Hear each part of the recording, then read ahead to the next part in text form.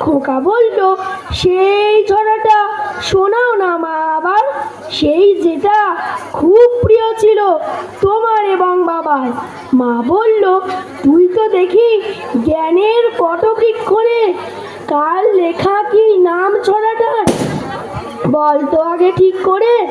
ওই যে গো মা, যেই ছেলেটা রাঙা ঘোড়ায় চড়ে মাকে নিয়ে ঘুরতো বিদেশ দিকে দিগন্তরে, সন্ধেবেলা সূর্যি ঠাকুর যেই বসলো পাঠে, হঠাৎ সে পৌঁছে যেত জোড়া দিঘির মাঠে। মা গো, তুমি বলতে পারো জায়গাটা ঠিক কোথায়? সত্যি কি মা ভয় চলে যায় মরা নদীর স্রোতায়? আচ্ছা ধরো, তুমি যাচ্ছ পালকি চেপে একা, পথ ঘাট সব মনীষীম, পাখিরও নেই দেখা, গাছের মাথায় ঘন অন্ধকার, দেখা যায় না ভালো।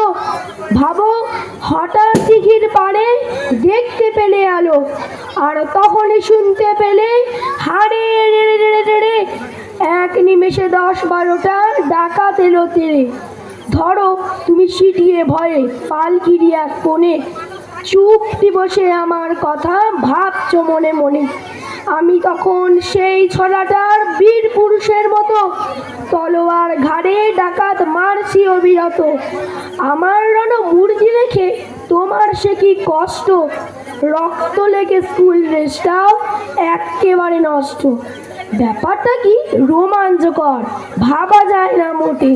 ভাগ্যে যদি এমন সুযোগ একবারটি জোটে, সবাইকে মা দেখিয়ে দেব 100 বছর পরেও, রবি ঠাকুর বীর পুরুষ ঠিক আছে তোমার ঘরে। ওই যা দেখো, বলে ফেললাম কোন ছড়া কার লেখা। দোষ কিছু নেই, সবই তো মা তোমার কাছে শেখা। ধন্যবাদ।